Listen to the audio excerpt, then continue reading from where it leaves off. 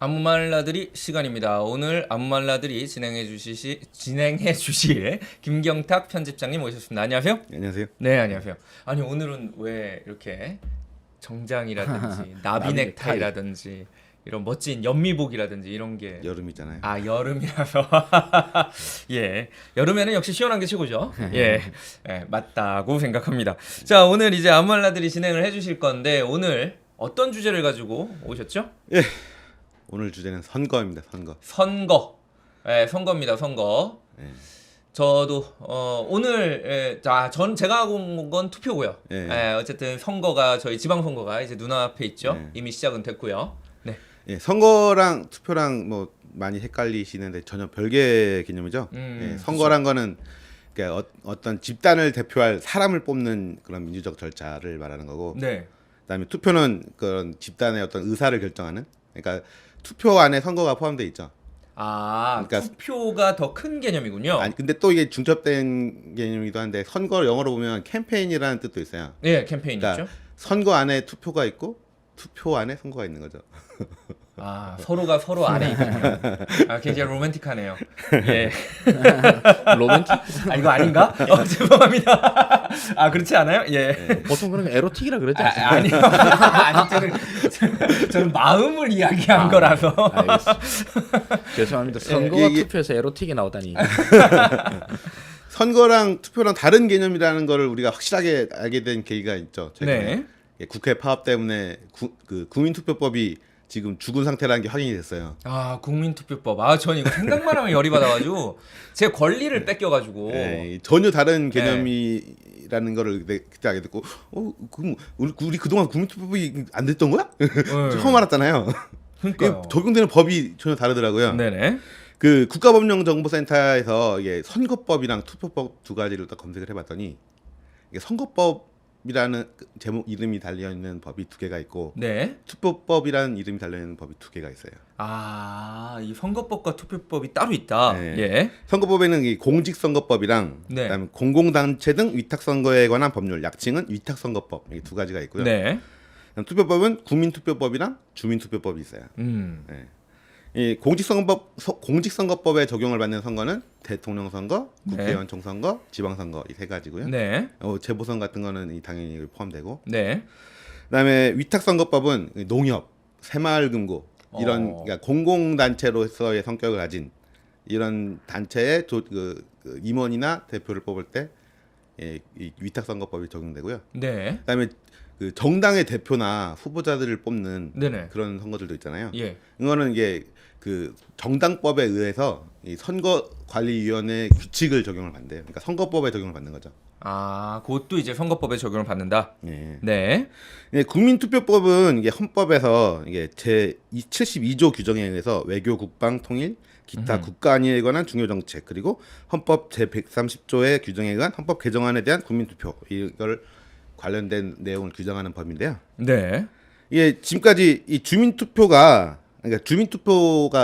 이게 실시된 사례가 총 8건 있었더라고요. 주민투표 실시된 게 총 8건이다. 이게 2005년, 그러니까 2004년에 이게 법이 시행이 됐는데 2005년 7월에 제주특별자치도 출범 이게 최초 사례고요. 57% 찬성이었고, 그다음 2005년 9월에 청주시 청원군 통합이 53% 반대로 무산이 됐고. 그렇죠. 기억나네요. 근데 이게 네. 2012년 6월에 찬성 79%로 또 통과가 됐어요. 네, 저 찬성됐었을 때가 명확하게 기억이 나서. 이게 근데 보니까 그 행정안전부 관련된 내용을 보니까 이 청주시 청원군이라고 썼을 때는 반대해서 무산이 됐는데 청주 그러니까 이름을 순서를 바꿨을 때는 통과가 됐더라고요. 역시 순서가 중요하군요. 참 그런 것 같아요. 순서가 참 그리고 연구전 고연전 이런 거 있잖아요. 네. 그리고 이게 또 기억에 나는 우리가 많이 기억하시는 분들이 많을 텐데 방패장 그 결정할 때 그때는 그러니까 찬성률이 가장 높은 지역으로 결정을 하겠다 해서 경주시가 1등해서 네. 결정이 됐고 그다음에 그보다 더 많이 기억이 나시는 사례가 있죠. 2011년 8월 서울시 무상급식 처리안. 이 어마어마한 사건이죠. 2011년 8월. 네, 이게 투표율 33.3% 미달로 이 이때 우리 그 오세훈 시장이 저는 정말 참 이 세상이라는 게 야, 요때 요 일이 없었으면 그죠? 아 정말 역사를 완전 바꾸는 한 방에 진짜 묵직한 한 방이었죠. 그렇죠. 아. 이거를 또 구태여 안 그래도 되는데 자기 직과 걸었잖아요. 직을 걸었잖아요. 예. 이게 또 특이한 이 사례가 또 특이한 게 그러니까 최초이자 유일한 그 그러니까 주민 발의에 의한 주민 투표였어요. 아, 주민이 직접 발의한 투표였군요. 그러니까 이게 실질적으로는 서울시가 뒤에서 막 이렇게 밀어가지고 한 예, 건데 그 형식상으로는 주민 형식상으로는. 발의에 의한 거였어요. 그러니까 어허. 그 보수 성향 160여 개 시민단체로 구성된 복지 포퓰리즘 추방 국민운동본부 여기가 주도한 걸로 돼 있고요. 저는 근데 요런 또 시민단체 뭐 이런 거 이렇게 나오면 또 다 조사해보고 싶고 돈은 어디서 받았을까? 이런 거. 160개 단체인데 그 네. 중에 뭐 한 절반 정도는 한 명 뭐 이런 경우가 많죠. 예, 그래서 다 조사해보고 싶고 혹시 어디에서 지원금을 받은 건 없나? 아, 그러니까 불신, 이 뭐 한국은 불신의 나라요. 제가 사실 아무도 못 믿어요. 네. 사람을 안 믿게 됐어요. 이분들은 그 불신보다는 그 확신을 해드리는 게 좋습니다. 왜냐하면 저기 그 무상급식에 반대하는 발의를 하신 분들이지 않습니까? 그러니까 이분들은 정말로 무상급식을 싫어하고 반대하고 이러시는구나. 그러니까 이분들을 그냥 이렇게 그냥 단체만 적는 게 아니라 네. 여기 서명하신 분들을 다 명단을 정해가지고 향후 학교에서 무상급식이 이루어질 때 이분들한테는 돈 받으면 돼요. 그리고 혹시나 교도소에 갈 경우 자기 돈으로 먹어라. 네, 뭐 이렇게 무상급식 그렇게 싫어하시는 분들인데 그 학교 급식을 예. 아니 뭐 꼭 그 저기 돈 내겠다는데 그걸 형식을 꼭 급식비로 안 받아도 되지 않습니까? 뭐 학교 발전 뭐 기금 뭐 이런 걸로 해서 받으면 되지 않습니까? 이제 절대 불신보다는 신뢰 이런 게 더 좋은 것 같아요. 뭐 다 지나간 일이라서 말하는 거지만 참 저는 이 오세훈 전 시장한테 상당히 고마운 마음이 아 그럼요. 아, 진짜 그 역사를 바꿨습니다. 지금 우리가 홍크나이트 안크나이트 얘기를 하지만 그 앞에 오세훈이가 있죠. 맞습니다. 저기 정말 대단하신 분이셨어요. 예. 우리 다섯 살 민주당 분이- 지지자들은 다들 저기 오세훈 시장 전 시장님에 대한 진짜 아련한 감사의 마음들이 다 남아 있습니다. 지금도 정말 오 시장님 얼굴만 봐도 울컥해요. 그때 그 사건 아니었으면 정말 저는 그 약간 그 눈물을 흘리시는 듯한 그 사진 하나 있잖아요. 네. 그 찍힌 거. 그게 항상 마음속에 있어서 그 아파하는. 그게 그 되게 유명한 짤인데 막 찌그리고 있는 예. 그 보니까 연합뉴스 거라서 쓸 수가 아, 없어요. 예. 우리가 또 저작권을 지켜야 되니까. 근데 참 예, 네. 그때 사퇴해 주신 덕분에 그 날짜도 인상적인 12.6 재보선에 박원순 그렇죠. 시장이 당선이 됐고 네 맞습니다. 참 이때 저는 시장 선거도 대단했던 것 같긴 합니다. 그죠? 그 박원순 당시 이제 후보라고 해야 되겠죠. 네. 그리고 박영선 네. 후보 이 도대체 누가 될 거냐 서울시장 후보가 네네. 그것도 참 관심사였는데. 야, 그때가 박영선 의원이 흑화되기 시작한 시점이긴 하죠.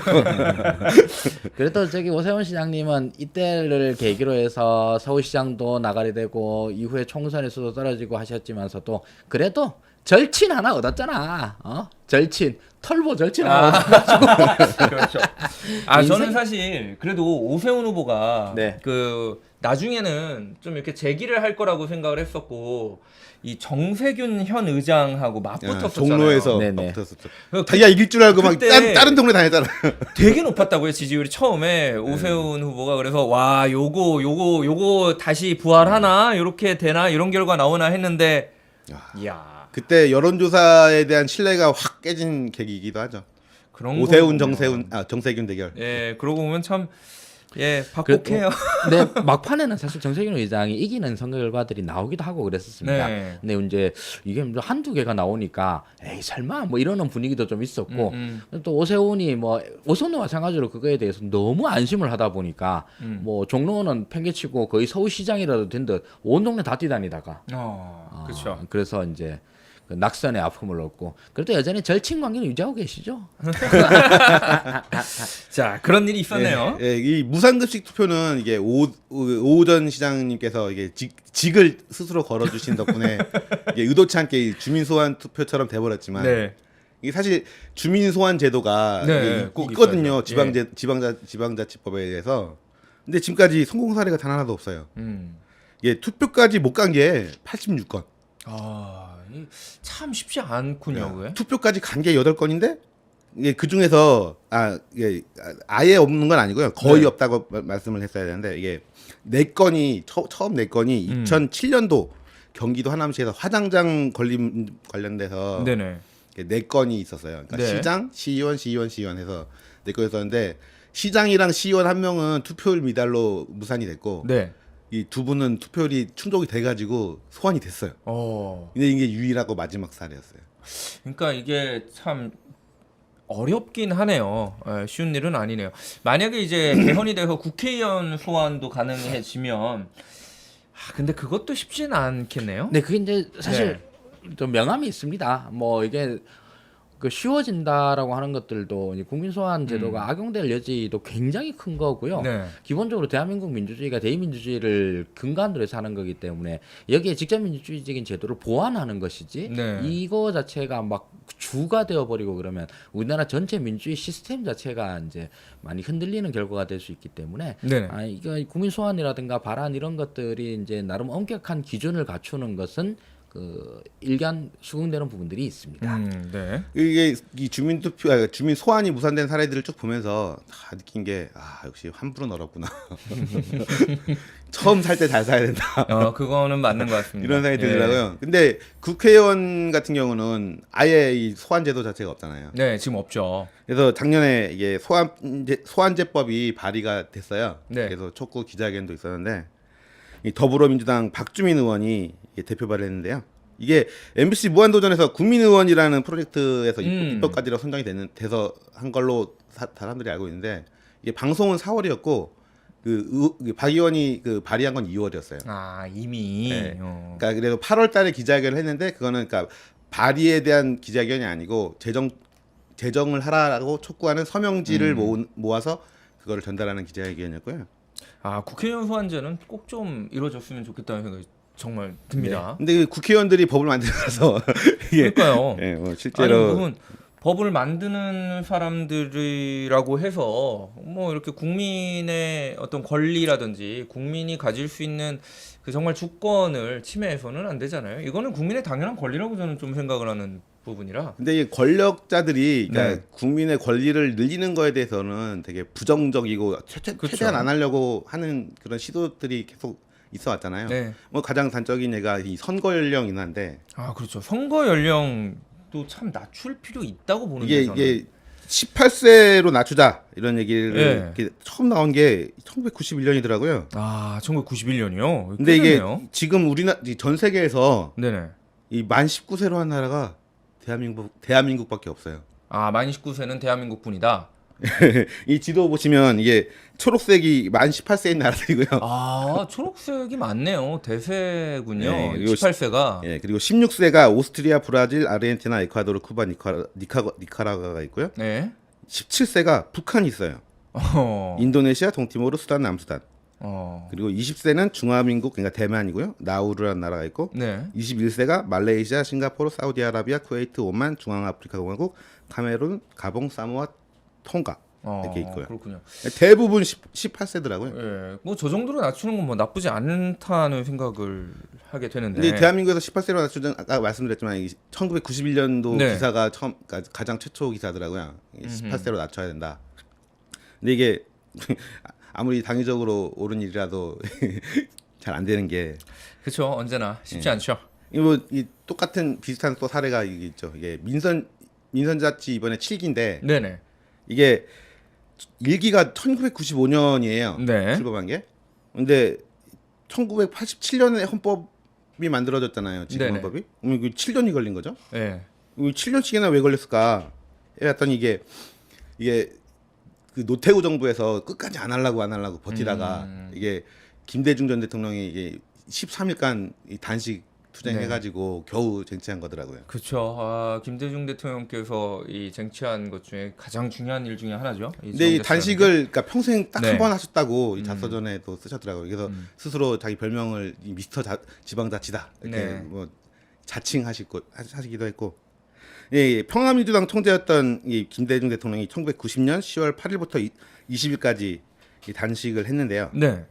이게 그해 12월에 다시 이게 여야 간 합의가 돼서 그러니까 1992년 6월까지 지방자치단 단체장 선거를 하자 이런 합의가 됐었는데 1월달에 3당 합당이 있었죠.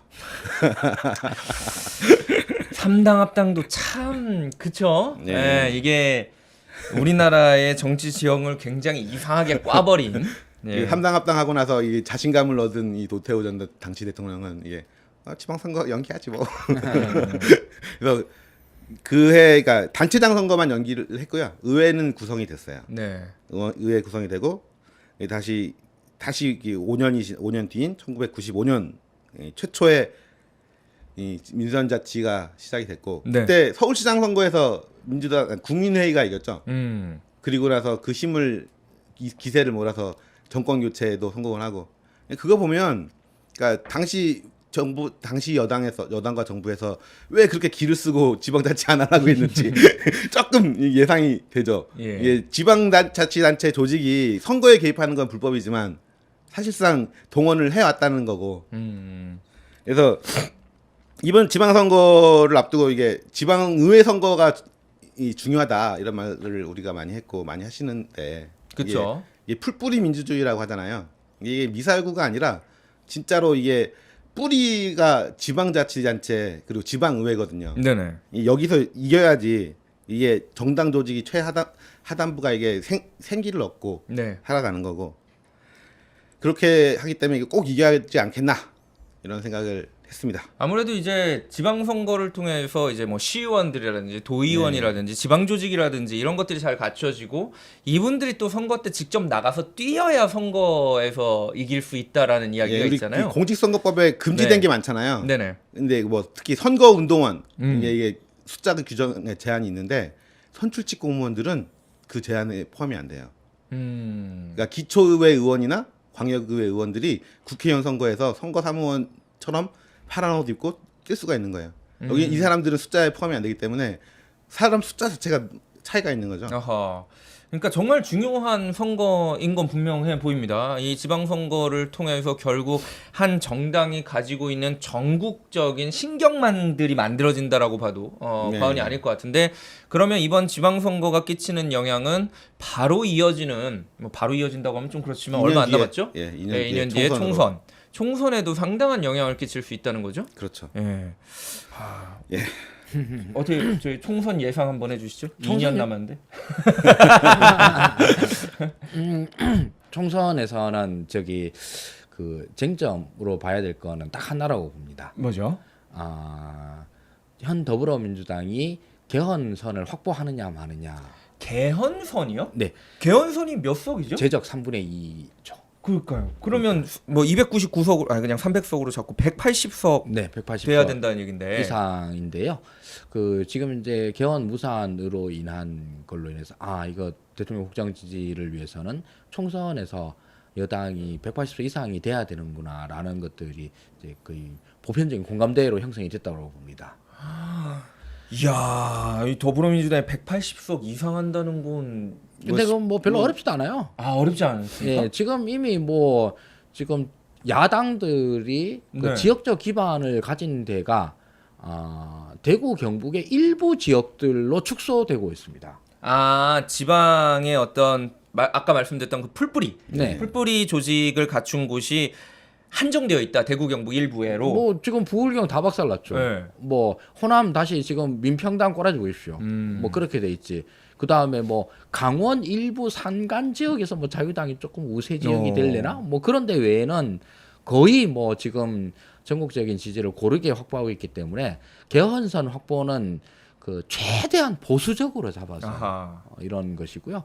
사실 그 이게 보수적으로 잡아서 개헌선 확보. 와. 이게 저기 선거가 무서운 게 총선은 특히나 이 소선거구제 상대다수거든요. 네네. 그러니까 이 소선거구제는 그냥 그 1%만 이겨도 돼요. 그렇죠. all or nothing이니까. 네, 1%만 이겨도 되는데 지금은 세 더블로 이기고 있어요. 그러니 지금 다음 총선에서는 말 그대로 자유한국당은 뭐 다른 게 문제가 아니라 사실 제가 아주 보수적으로 해서 개헌 재선을 얘기를 했지 자유한국당은 진짜 멸종을 우려해야 되는 이런 상황이죠. 그러면 네. 그 자유한국당하고 바른미래당하고 합친 당명은 어떻게 예상하고 있어요? 뭐 어떻게 하면 좋을까요? 자유바른당, 바른자유당 뭐 편하게 하세요. 뭐 마음대로 하세요. 혹시 예상하시는 거 있으신가요? 좋은 이름이 있었는데 자바국당이라고. 자바국당. 자바국당. 국제화 시대에게 어필할 수 있는 이름이죠. 자바. 자바. 예, 컴퓨터 프로그래밍 언어죠. 자, 어쨌든 오늘 안무말라드리는 선거를 한번 이야기를 해봤습니다. 선거라는 것이 정말 이 국민의 의사를 직접적으로 표현할 수 있는 매우 중요한 장치이자 민주주의의 핵심이잖아요. 그 선거를 저희가 매번 꾸준히 성실하게 맞이하고 있는데 그때마다 뭐 매번 오는 거니까 별거 아니다라고 생각하지 않고 그때마다 소중함을 느끼면서 한 표 한 표를 행사를 했으면 좋겠다는 생각이 듭니다. 이 선거가 이제 5일 앞으로 다가왔는데요. 이렇게 길고 숨막히고 빨리 끝났으면 싶은 선거가 있었나 이런 생각이 들더라고요. 작년에 그 탄핵하고 나서 원래 헌법에 따라서 60일 이후에 대선 치르기로 해서 그 60일이 너무 길게 느껴졌는데 더 긴 것 같아요.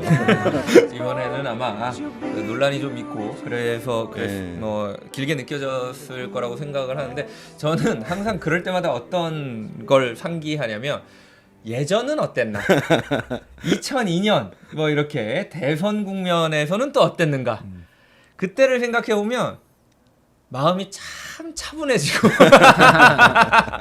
야 그래 잘할 수 있어 우리 뭐 이런 생각을 합니다. 점점 좋아지고 있다라는 생각이 저는 여전히 듭니다. 예, 오늘 내일 사전 투표가 진행되고 있고 그다음에 이제 5일 뒤에 본 투표하면 그날 6시에 출구조사 발표를 보면 이제 우리가 아 선거 끝났구나라고 실감을 할 텐데 네. 뭐 아마도 대구 경북 제주 말고는 그냥 출구조사 보고 아 자자 그쵸. 이럴 아마 그렇게 될 가능성이 가능성이 있죠. 높고 뭐 경기도는 뭐 지금 뭐 어떻게 될지 잘 모르겠지만 네. 변화가 있을 수도 있겠 잘 모르겠습니다. 아 근데 저는 전반적으로 지금 이 지방선거에 대해서는 매우 긍정적으로 봅니다. 이 지방선거는 정말 이 수많은 국민들의 현명하고 성숙한 모습들이 다 드러났다고 생각을 합니다. 논란이 있었던 것도 마찬가지고 문제 제기를 하는 쪽에서도 그렇지 않은 쪽에서도 전부 다 저는 어쨌든 자신이 해야 될 어떤 몫을 가지고 해준 느낌이 들어서 그리고 이제 공감대가 조금씩 더 만들어지는 것 같아요. 앞으로 우리는 어떤 사람을 우리를 대신에 일해줄 수 있는 일꾼으로 삼아야 되는가 거기에 대한 정말 많은 생각들과 의견들이 막 충돌하고 거기에서 뭐 좀 안 좋게도 논란도 있었지만 어쨌든 그 과정이 저희에게는 매우 소중하지 않을까. 이게 앞으로 총선과 그리고 그 다음에 대선 때 아주 큰 영향을 끼치지 않을까라는 생각이 들어서 저는 뭐 긍정적으로는 보고 있습니다. 특정 후보가 마음에 안 드는 지역들도 분명히 있을 것이고 근데 하지만 그 후보만 있는 게 아니라 수많은 후보가 있으니까 우리 풀뿌리를 살리는 것도 중요하지만 저쪽 풀뿌리를 말리는 것도 중요하거든요. 네. 그래서 꼭 이번에 이겼으면 좋겠습니다. 예, 우리 이번 지방선거 잘 치러내서 다음에 또 멋진 총선과 대선 할 수 있게끔 됐으면 좋겠다는 생각이 듭니다. 자, 어쨌든 길고 힘든 지방선거의 끝이 다가오고 있네요. 여러분들도 마음속에 잘 생각 많이 하셔가지고 좋은 한 표 행사하시길 빌겠습니다. 오늘의 안무알라드리는 여기까지였습니다.